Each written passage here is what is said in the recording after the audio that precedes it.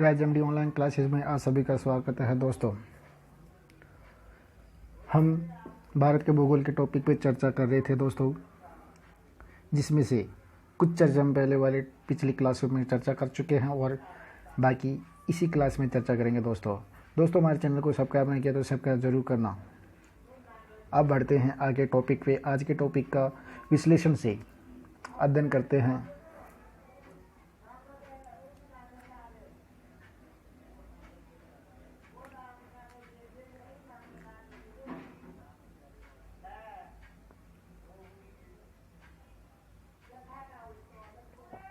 दोस्तों, आज हम भारत की खाड़ियों के बारे में डिस्कशन करेंगे। क्या करेंगे? भारत की खाड़ियों के बारे में दोस्तों। खाड़ी देखो दोस्तों, एक हमने कच्चे मैप के अकॉर्डिंग देखते हैं। कच्चा मैप यानी भारत का मैप, ये हमने ड्रॉ कर लिया। देखो, आपको मैप की सहायता से ही भारत की खाड़ियों का अध्ययन करवाते हैं दोस्तों।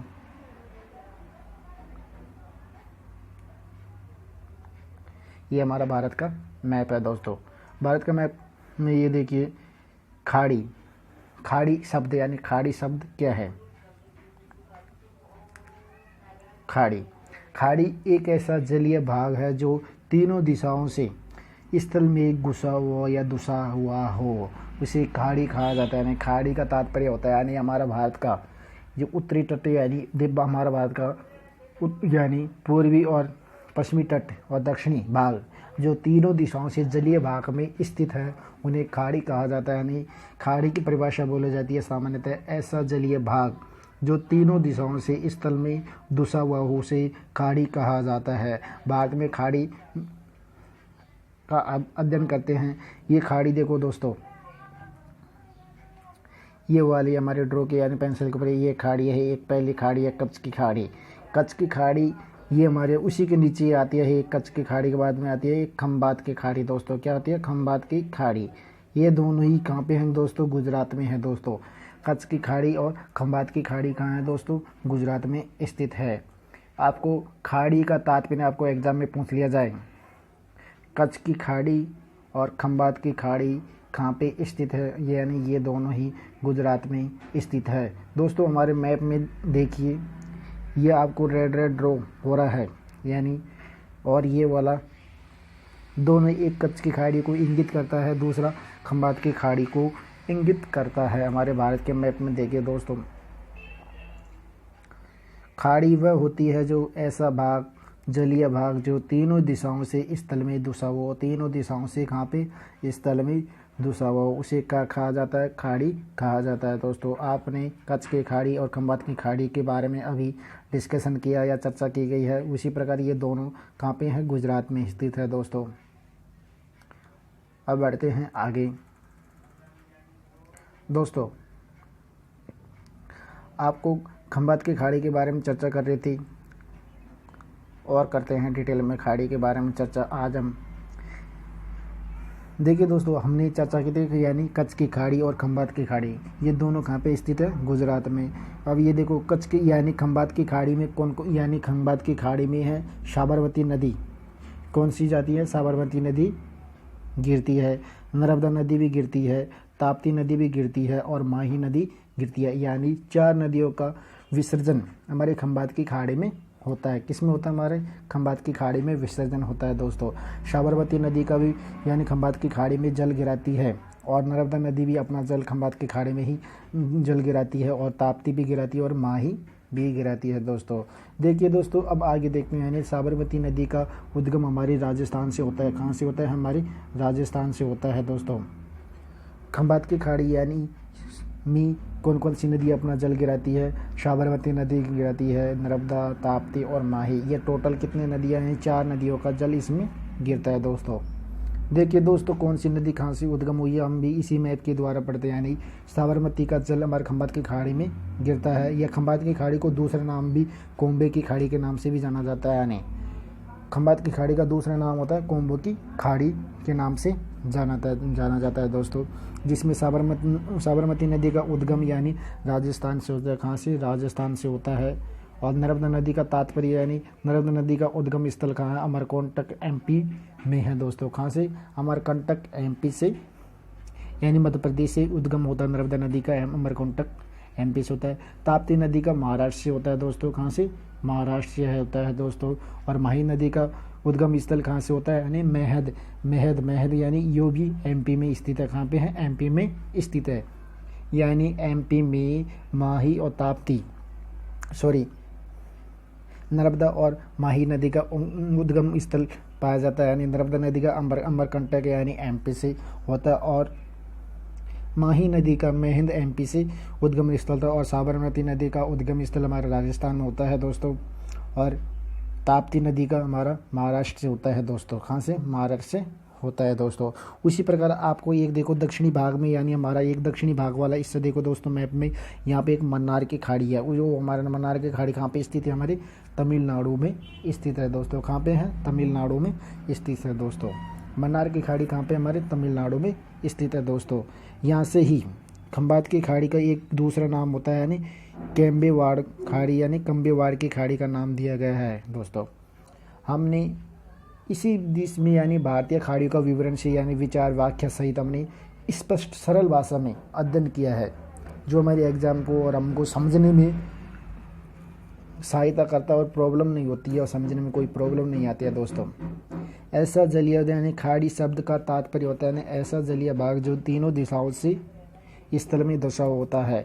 उसी प्रकार आपको यानी पूर्व यानी पश्चिमी भाग देखना है भारत का, यानी कच्छ की खाड़ी और खंबात की खाड़ी, यानी कच्छ की खाड़ी ये भी गुजरात में और खंबात की खाड़ी में ये भी गुजरात में। खंबात की खाड़ी को दूसरे नाम से कोम्बू की खाड़ी के नाम से भी जाना जाता है। खंबात की खाड़ी में 4 नदियों का विसर्जन होता है दोस्तों। कितने नदियों का, 4 का। यानी साबरमती नदी का विसर्जन होता है, नर्मदा नदी का होता है, और ताप्ती नदी का होता है, और माही नदी का होता है। साबरमती नदी का उद्गम स्थल राजस्थान से होता है, नर्मदा का अमरकंटक एमपी से होता है, और ताप्ती का महाराष्ट्र से होता है, और माही नदी का उद्गम स्थल मेहंद एमपी से होता है दोस्तों। कहाँ से, एमपी से होता है। उसी प्रकार हमारी दक्षिणी यानी तमिलनाडु में मन्नार की खाड़ी होती है। कहाँ से, तमिलनाडु में होती है मन्नार की खाड़ी स्थित होती है दोस्तों। आगे बढ़ते हैं, इसी टॉपिक के बारे में और डिस्कशन करते हैं आगे।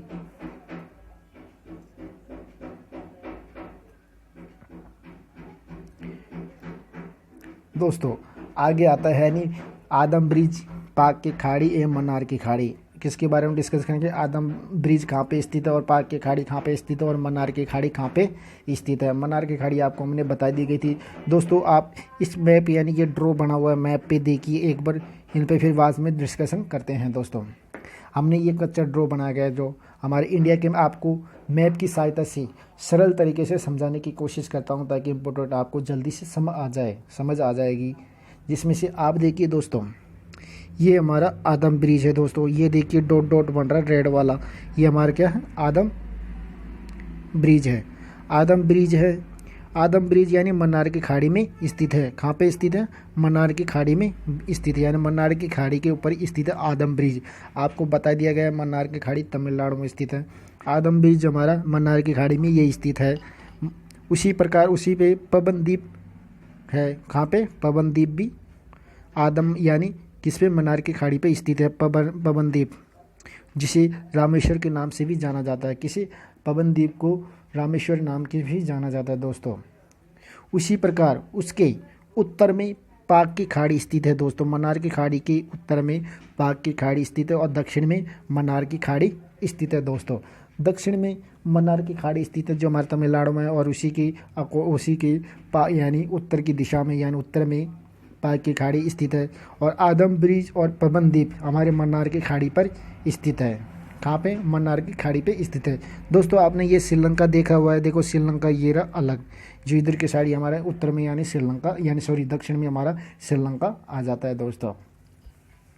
श्रीलंका और इंडिया के बीच की वो जो खाड़ी, जो मन्नार की खाड़ी जो हमारे तमिलनाडु के बीच में आती है, उस पर हमारा आदम ब्रिज, पवनदीप यानी पवनदीप और रामेश्वर, पवनदीप को रामेश्वर के नाम से भी जाना जाता है, और हमारे उत्तर में यानी पाकिस्तान की खाड़ी या पाक खाड़ी के नाम से भी जानी जाती है, और दक्षिण में मन्नार की खाड़ी के नाम से भी जाना जाती है। इसलिए हमने पाक की खाड़ी, मन्नार की खाड़ी और आदम ब्रिज इनके बारे में डिस्कशन या चर्चा कर चुके हैं दोस्तों।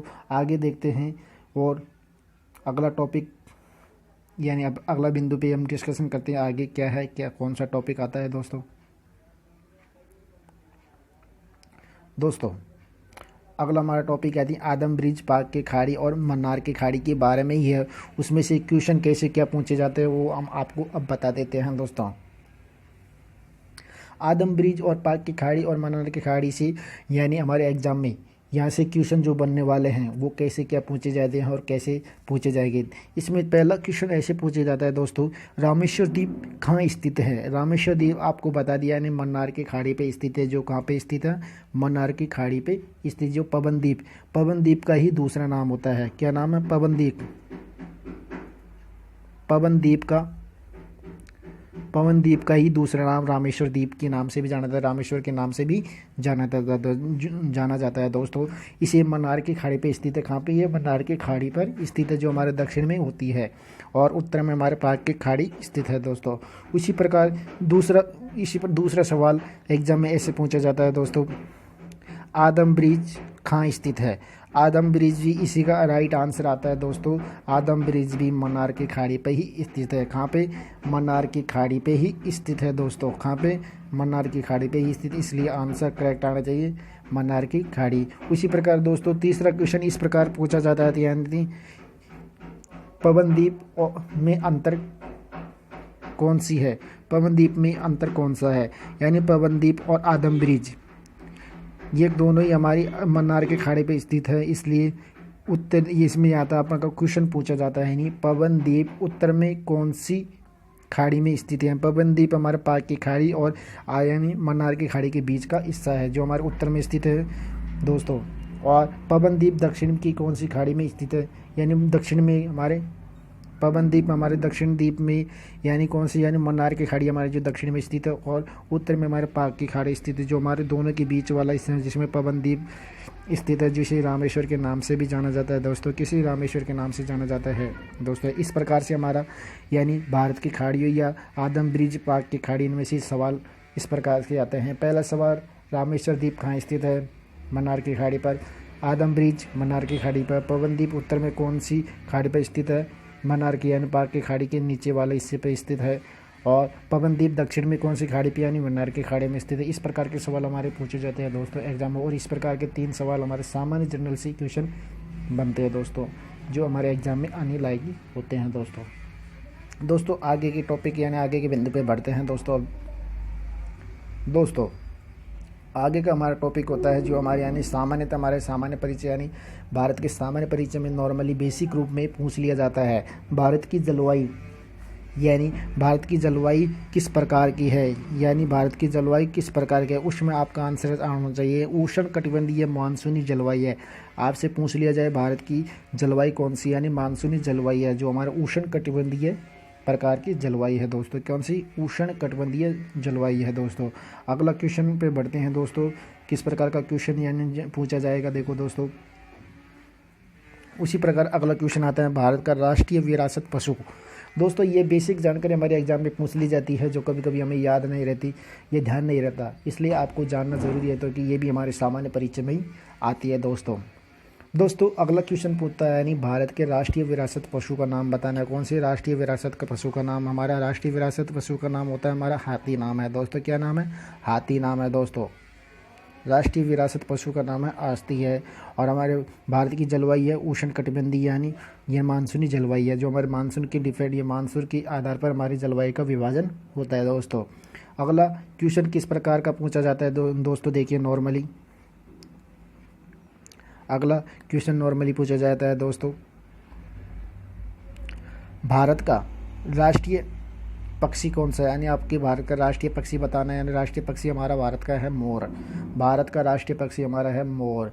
आपको नॉर्मली क्वेश्चन कभी याद नहीं रहते तो कभी पूछ लिया जाता है एग्जाम में, नॉर्मली बात यानी बेसिक बातें पूछ लिया जाता है कभी कभी।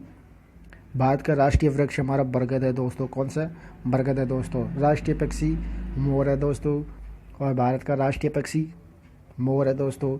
भारत का राष्ट्रीय वृक्ष हमारा बरगद है दोस्तों। कौन सा, बरगद है दोस्तों। ये हमारे नॉर्मली एग्जाम में पूछ लिया जाता है दोस्तों। अब बढ़ते हैं आगे। अगला क्वेश्चन पूछता है दोस्तों, भारत का राष्ट्रीय पुष्प हमारा कमल है दोस्तों। कौन सा हमारा कमल है दोस्तों। कौन सा, कमल है दोस्तों। भारत का राष्ट्रीय पुष्प हमारा कमल है दोस्तों। उसी प्रकार आगे बढ़ते हैं। उसमें क्वेश्चन पूछा जाता है दोस्तों, हमारा राष्ट्रीय चिन्ह कौन सा? अशोक स्तंभ है। ये हमने कहाँ से लिया? सारनाथ से लिया गया दोस्तों। कहाँ से? सारनाथ से दोस्तों। अशोक स्तंभ है हमारा राष्ट्रीय चिन्ह, जो हमने कहाँ से लिया? सारनाथ से। हमने कहाँ से लिया दोस्तों? सारनाथ से लिया दोस्तों।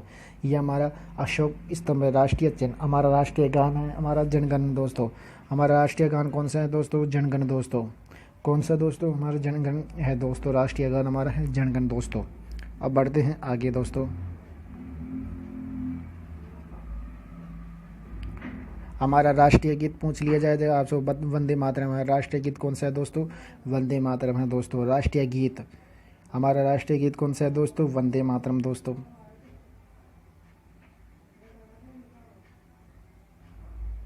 दोस्तों आपसे पूछ लिया जाता है भारत का राष्ट्रीय भाषा, यानी भारत की राष्ट्रीय भाषा कौन सी है दोस्तों? हमारे भारत की राष्ट्रीय भाषा है हमारी हिंदी है दोस्तों। कौन सी? हिंदी है दोस्तों। भारत की राष्ट्रीय भाषा है हिंदी है दोस्तों। भारत का राष्ट्रीय लिपि कौन सी है दोस्तों? भारत की राष्ट्रीय लिपि हमारी देवनागरी लिपि है दोस्तों। कौन सी? देवनागरी लिपि है दोस्तों। हमारी देवनागरी लिपि है दोस्तों। कौन सी? भारत की राष्ट्रीय लिपि यानी देवनागरी लिपि है दोस्तों। कभी कभी सवाल पूछ लिया जाता है दोस्तों। और दोस्तों हमारे चैनल को एक लाइक तो बनता है और सब्सक्राइब तो बनता है। आप अपने दोस्तों को, सभी को ज़्यादा से ज़्यादा हमारे चैनल को सब्सक्राइब कीजिए, ताकि हम आपको एक सटीक जानकारी और बेसिक और बहुत सरल तरीके से आपको समझाया जा रहा है और आपके लिए इकट्ठे करके आपको बताया जा रहा है, यानी प्रैक्टिकल जो विजुअल तरीके से, जहाँ पे मैप की ज़रूरत है मैप के द्वारा यानी सरल तरीके से समझाया जा रहा है दोस्तों। इसलिए आपको अधिक से अधिक शेयर करना चाहिए। हमारा फ़र्ज़ है कि हम अधिक से अधिक चैनल को सब्सक्राइब करें और लाइक करें दोस्तों, बताया जाए ताकि सभी बेचारे जो नहीं पढ़ पा रहे हैं वो पढ़ पाते हैं दोस्तों।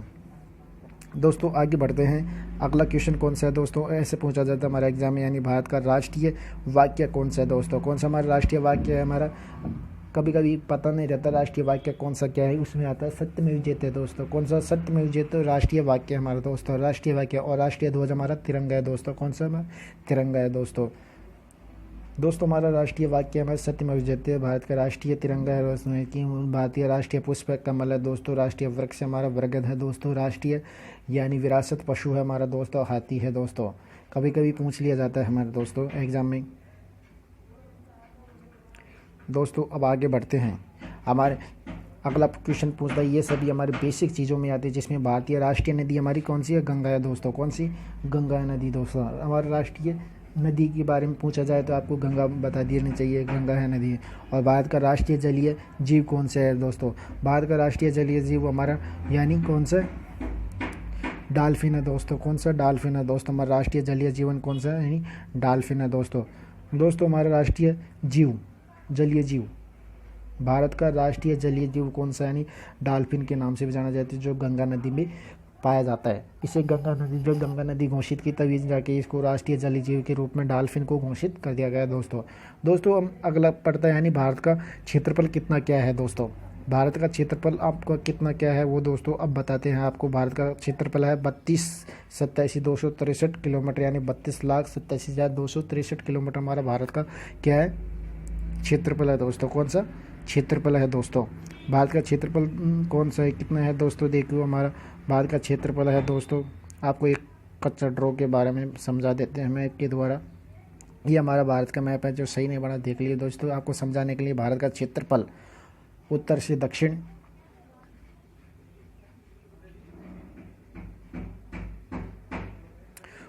दक्षिण, पूर्व से पश्चिम, ये में चारों ओर से हमारा भारत का क्षेत्रफल है 32,87,263 किलोमीटर हमारा भारत का क्षेत्र है। कितना पड़ा दोस्तों? भारत का क्षेत्रफल है ही 32,87,263 किलोमीटर है दोस्तों। अब भारत की जनसंख्या 121 अरब है दोस्तों। कितनी? 121 करोड़। भारत की जनसंख्या 121 करोड़ है दोस्तों। अब आपको बता दिया जाता है कि एक बार रिवीजन कर लिया जाए। ये हमारे नॉर्मली बेसिक यानी सामान्य पूछ लिया जाता है दोस्तों, सामान्य के रूप में पूछ लिया जाता है दोस्तों। आगे एक बार हमने क्या क्या डिस्कशन किया वो बता देते हैं आपको दोस्तों। भारत के भारत की खाड़ियों के बारे में हमने डिस्कस कर लिया है। गुजरात में कच्छ की खाड़ी, खंभात की खाड़ी और मन्नार की खाड़ी के बारे में हमने डिस्कशन किया था। खंभात की खाड़ी में 4 नदियाँ गिरती है दोस्तों, कितनी? 4। साबरमती नदी, नर्मदा नदी और ताप्ती नदी गिरती है और माही नदी गिरती है। ताप्ती नदी हमारी यानी महाराष्ट्र से निकलती है और नर्मदा नदी अमरकंटक MP से निकलती है और माही नदी यानी हमारे महेंद्र की निकलती है और साबरमती हमारे राजस्थान से निकलती है। और इसी प्रकार खंभात की खाड़ी का दूसरा ही नाम मतलब कंबे की खाड़ी के नाम से भी जाना जाता है दोस्तों। और मन्नार की खाड़ी हमारे तमिलनाडु में स्थित है दोस्तों। कहाँ पे? तमिलनाडु में स्थित है। उसी प्रकार हमने आगे पढ़ा था आदम ब्रिज और पाक की खाड़ी और मन्नार की खाड़ी कहाँ पे स्थित है? हमारे मन्नार की खाड़ी में स्थित है। उत्तर में हमारे पाक की खाड़ी पड़ती है, दक्षिण में मन्नार की खाड़ी पड़ती है। उसी प्रकार उत्तर में पवन द्वीप हमारे मन्नार की खाड़ी पे स्थित है और आदम ब्रिज भी हमारे यानी मन्नार की खाड़ी में स्थित है। उसी प्रकार श्रीलंका आता है, एक अलग द्वीप। श्रीलंका को एक द्वीप के नाम से भी जाना जाता है दोस्तों।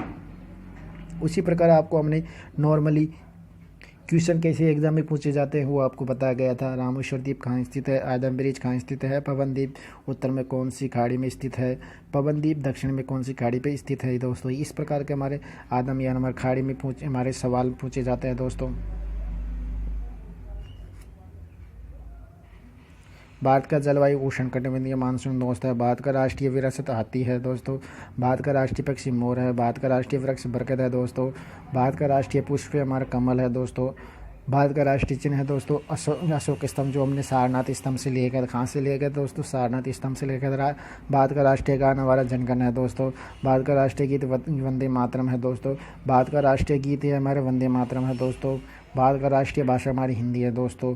भारत का राष्ट्रीय लिपि हमारी यानी देवनागरी लिपि है दोस्तों। कौन सी देवनागरी लिपि है दोस्तों? भारत का राष्ट्रीय वाक्य हमारे सत्यमेव जयते है दोस्तों। भारत का राष्ट्रीय ध्वज आपको तिरंगा है दोस्तों।